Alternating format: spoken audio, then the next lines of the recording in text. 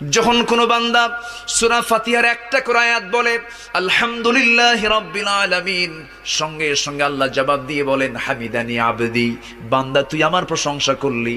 আর রহমানির রহিম যখন বলে আল্লাহ বলেন আসনা আলাইয়া আবদি। মালিক ইয়াউমিদ্দিন যখন বলে আল্লাহ বলেন মাজ্জাদানি আবদি। এরপরে যখন বলে ইয়াকা না'বুদু ওয়া ইয়াকা নাস্তাঈন পর্যন্ত যখন বলে আল্লাহ বলেন বান্দারে তুই আমার কাছে কি চাস, প্রাণ খুলে চারে বান্দা।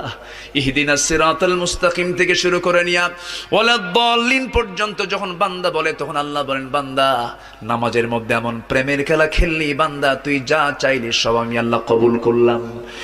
ওই বান্দা যখন রুকুতে যায় আল্লাহ তখন অস্থির হন।